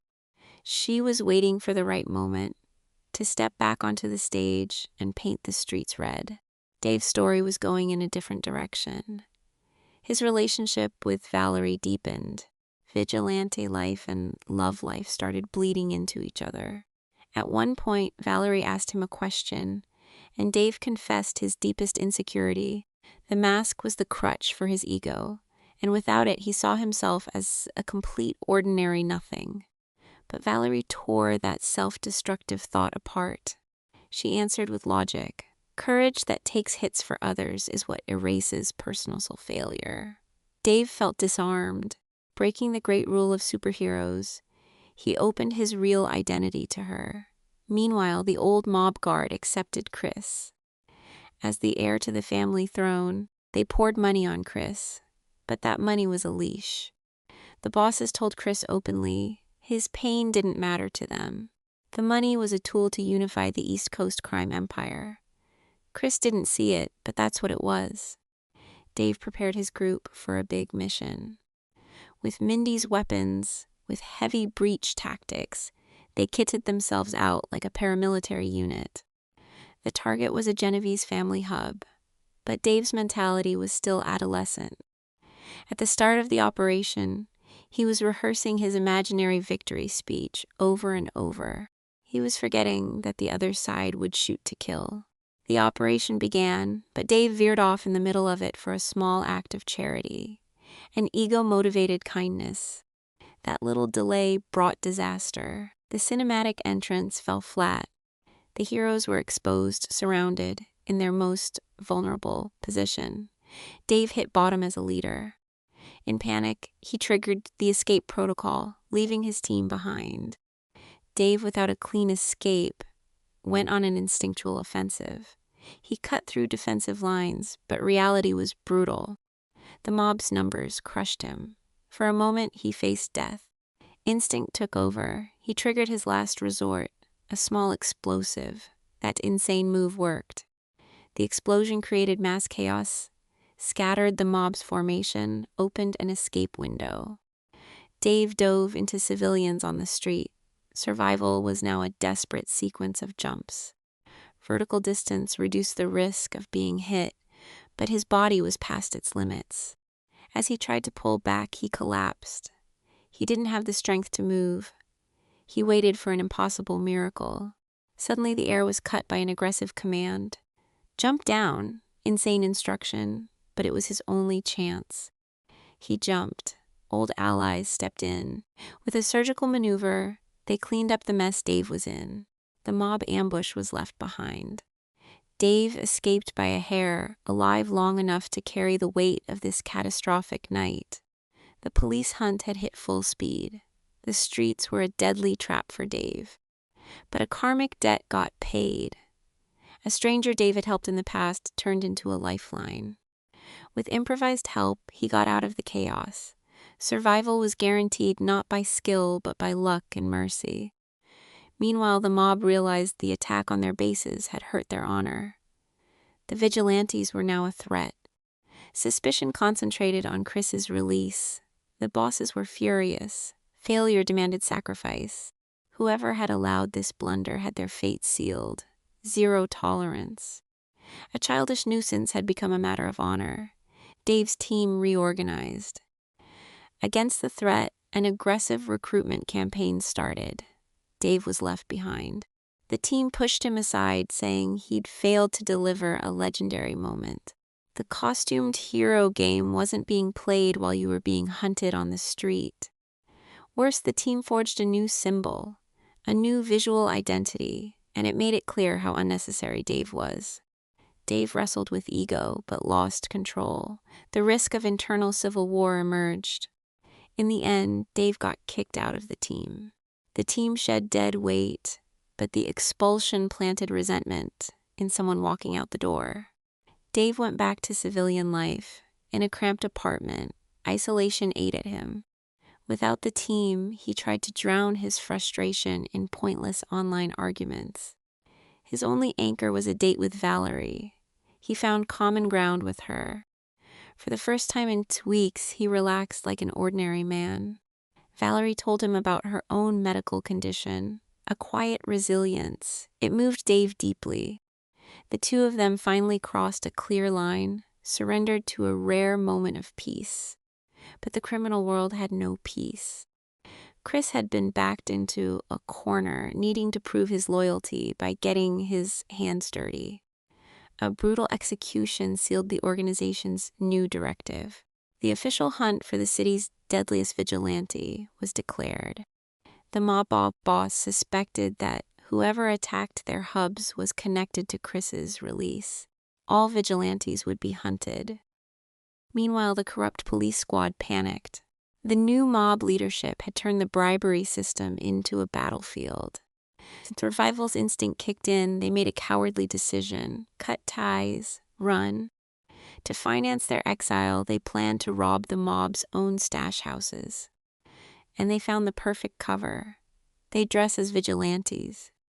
A cynical plan: let the mob hunt heroes while they vanished with the money.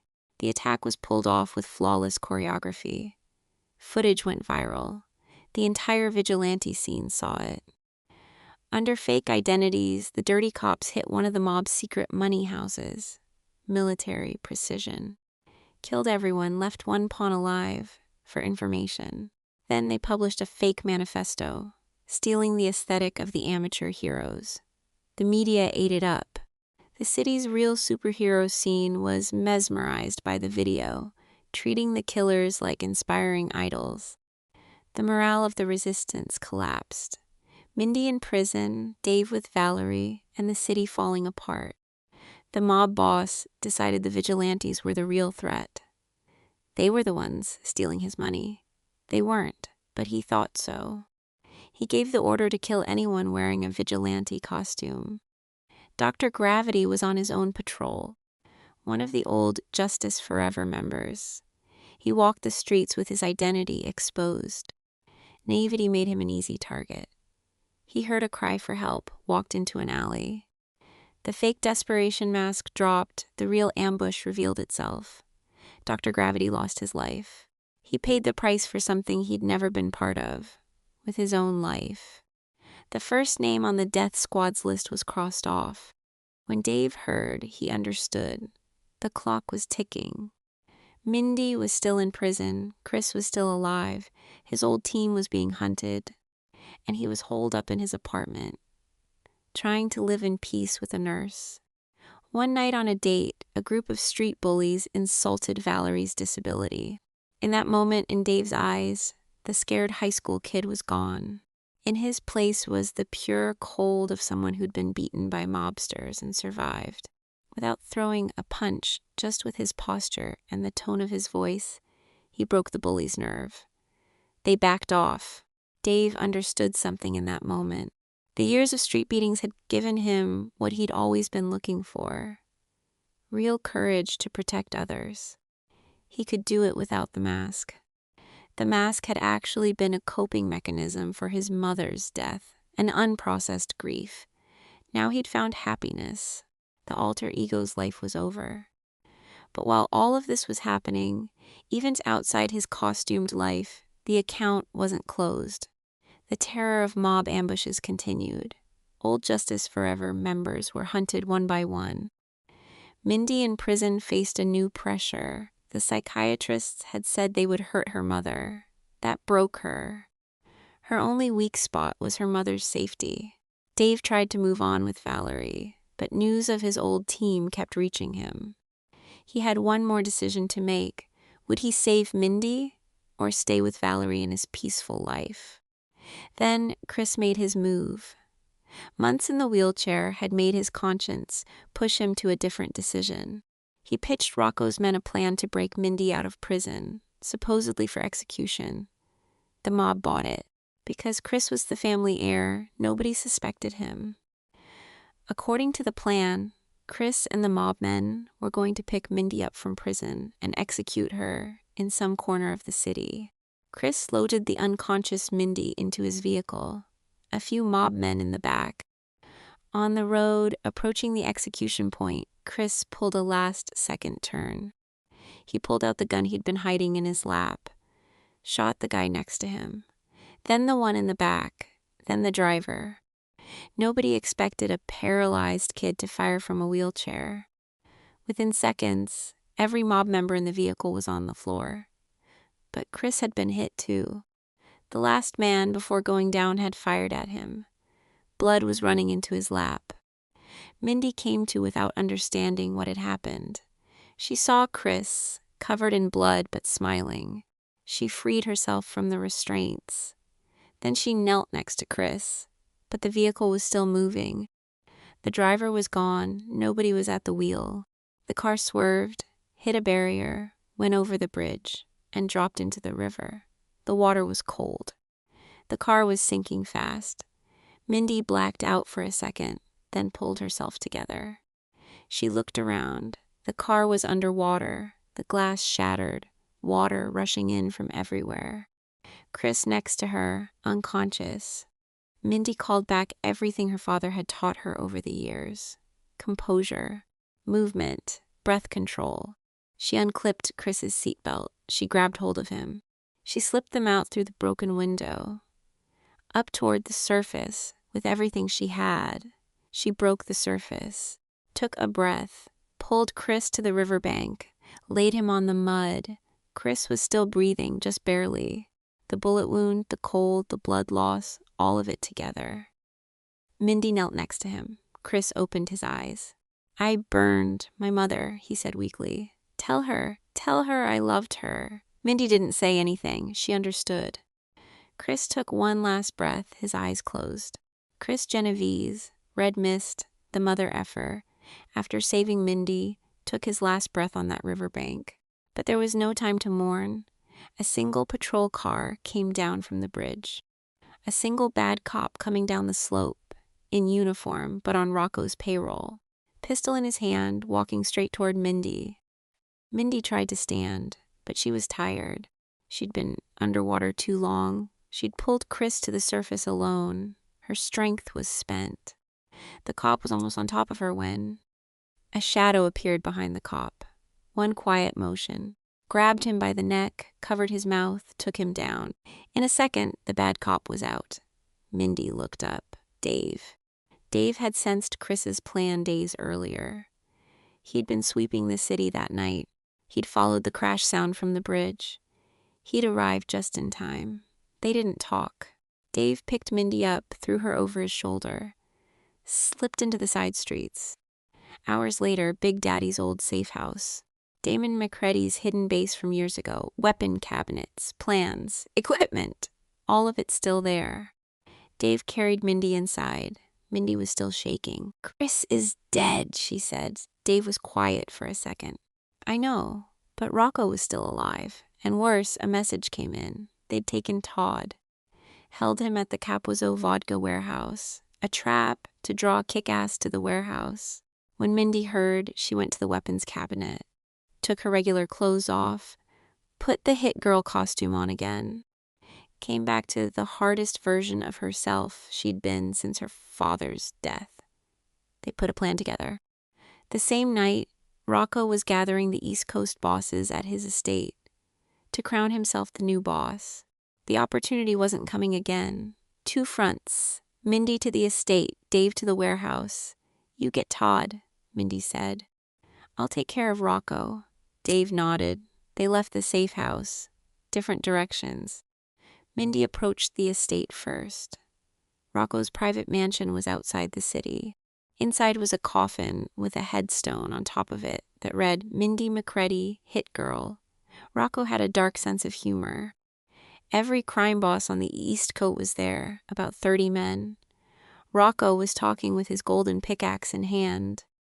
This isn't a vote we're having tonight. It's a well-planned coronation. Hit Girl came through the ceiling. She crashed through the skylight and landed on top of the coffin. She had a remote in her hand. Hours earlier, she'd planted small explosives on one of the bosses. She pressed the button. Explosion. The first boss went there. The bosses panicked.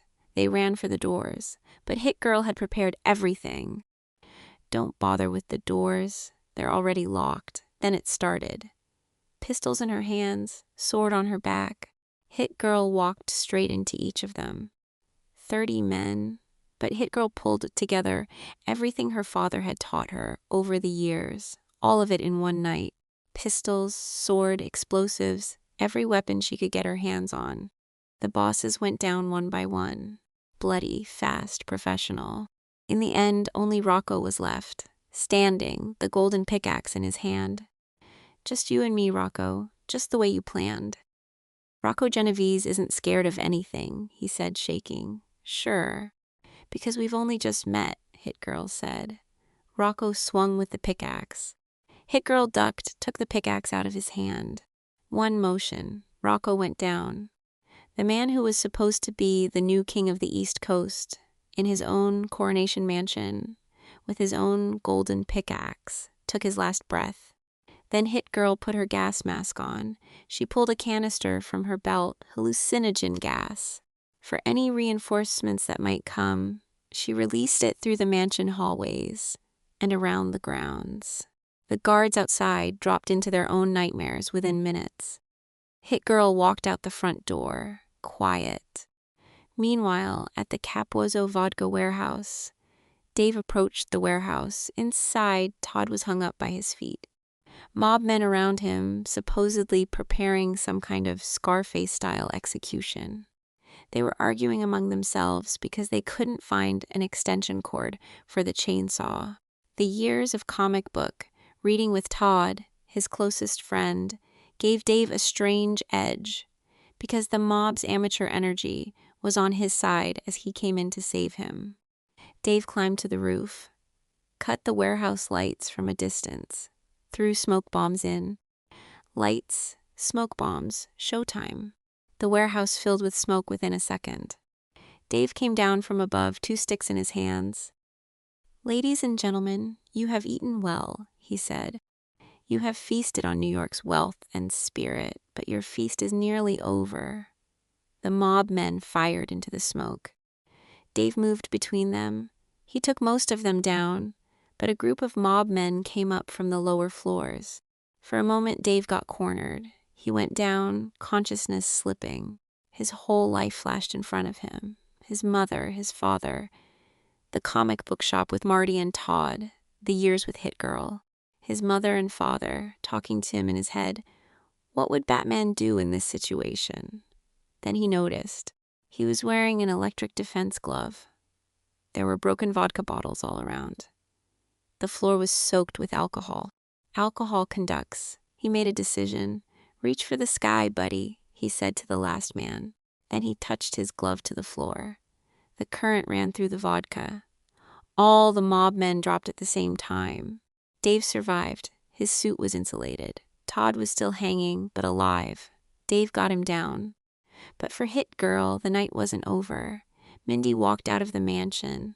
The dirty cop squad was waiting outside, the whole crew, led by a captain named Vic Gigante. Longtime guy in the mob's wallet.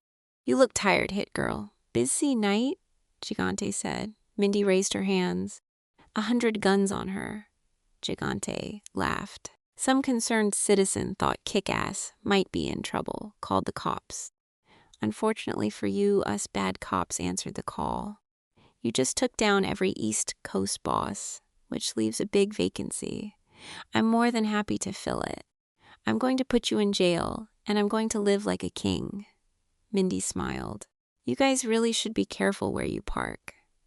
She pulled a small remote from her pocket. She'd planted explosives under every police vehicle in advance. She pushed the button. Explosion. The police cars went up. The dirty cops were thrown in every direction. Vic Gigante on the ground, stunned. The day I can't outsmart somebody like you is the day I really do hang up this mask, Mindy said. She jumped on him. Ball destructor, Hit Girl said, one hard motion.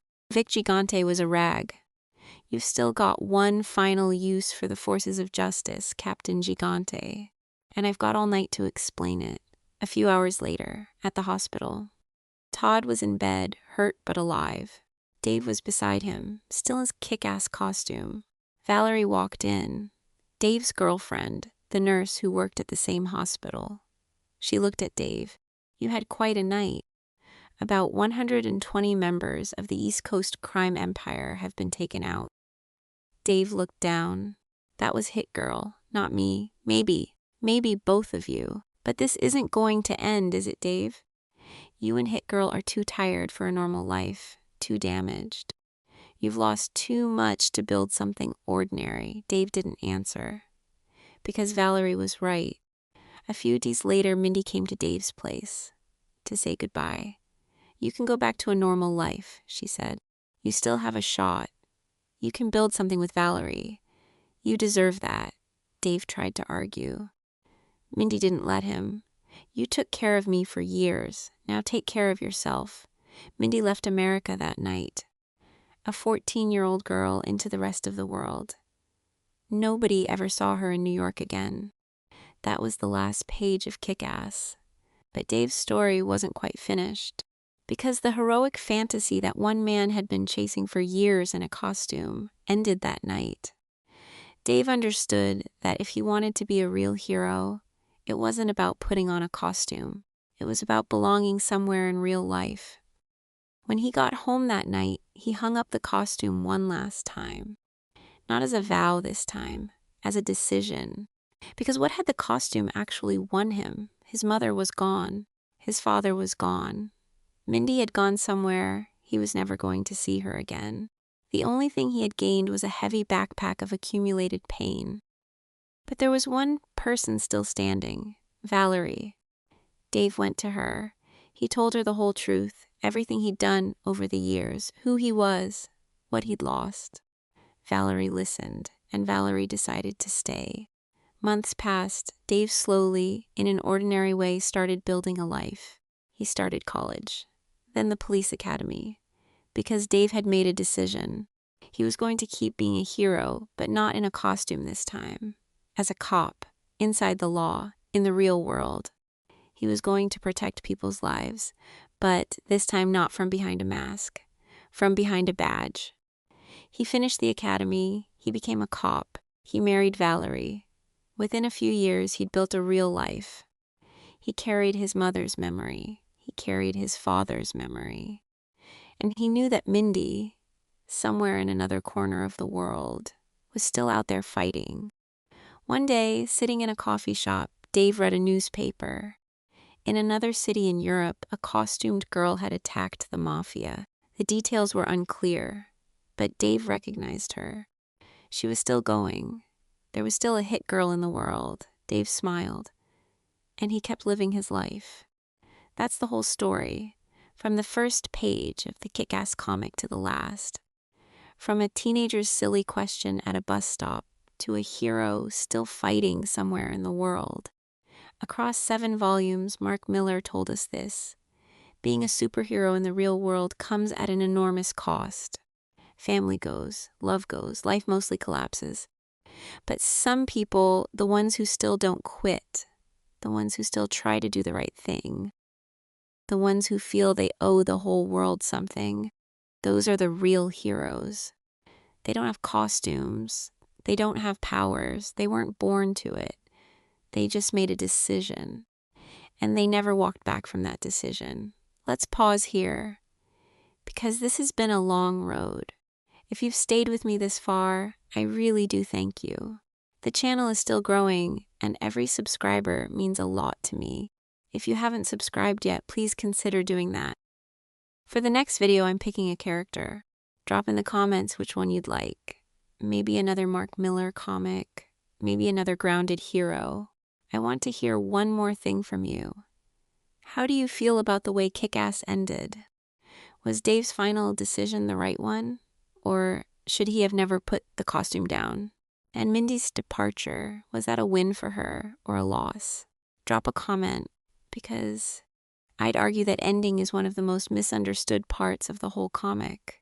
A few final thoughts. At the end of this long story, Dave Lizewski was never a real superhero. He was never going to be. Because in the real world, you can't be a superhero. You can only be a man or a woman or a kid. And if you try to do the right thing, most of the time you don't get rewarded. Most of the time you lose. Most of the time your whole life collapses. But some people, knowing all of that, still try. Dave Lizewski tried. He tried for years. He took loss after loss, defeat after defeat. But he woke up every morning and tried again. Because for him, hanging up the costume wasn't a luxury. Because something inside him kept calling. Mindy McCready was a different kind of hero. She spent most of her life inside a lie her father had built around her. But as the years went on, she learned that she had her own character too. She learned to live by her own choices. And in the end, she stepped out into the world as a hero on her own terms. Chris Genovese was a bad guy. He had been one for years. He'd built the toxic mega crew. He'd been a part of his own mother's collapse. He'd had a hand in the death of Dave's father. But in his last moment, in his last few seconds, he made a choice. And that choice doesn't erase his past, but you can read it as a kind of redemption. Because every person has the chance, right up to their last second, to be a different character. Most people don't take that chance. But some, a few, in their last few seconds, do the right thing one final time. And that final choice, even if it doesn't change the whole past, changes how the future remembers them. Chris lived as a villain. He left as a kind of hero. The difference between those two things sits exactly inside that last second. Mark Millar wrote this whole thing. He wrote it for years. And what he was finally telling us is something simple but powerful. A superhero isn't a costume. It's a life lived with a decision. And the cost of that life is heavy, but still worth something. Years ago, Mark Millar gave an interview about why he started this series. He said when he was a kid, he loved superhero comics. Spider-Man, Batman, X-Men, all of them. But when he grew up, he noticed something about the real world. Most comics showed heroism too cleanly. Yes, there were costs, but those costs were dramatic, romantic, admirable costs. What would heroism actually look like in the real world? No comic was asking that question. Millar asked it. The answer was brutal. Because in the real world, a kid trying to be a superhero would get no movie glamour. Nobody would clap. He'd wreck his own life. He'd put his family at risk. He'd lose the people he loved. And most likely, he'd never produce any real change. The mob was already there. The gangs were already there. The street criminals were already there. A kid in a costume wasn't going to shift any of that. But Millar didn't stop there. Because he was saying something else too. Paying a price in life is sometimes its own form of winning. Because the person who doesn't pay a price hasn't done anything. Dave Lizewski paid a price for years. He lost his family. He told lie after lie. His girlfriend's home was destroyed by the mob. His father died inside a prison cell. After living through all of that, Dave was still standing. He'd still made a decision. To live a quiet life, protecting other people. To be a cop. Through legal means. This time, in a sustainable way, to keep going. Mindy McCready's story is another kind of heroism. She never had a normal life. She was never going to. The way her father raised her had taken that chance away. But Mindy accepted that as her own reality. She was a soldier her father had built. But she reshaped that structure with her own choices. She loved her mother and Marcus. She loved Dave. She fought for them for years. In the end, she decided to take it to the rest of the world. because there was no life for her in America anymore. But in the rest of the world, there was still a reason to fight. Chris Genovese, his story is maybe the most complicated, because most of Chris's life was spent doing harm.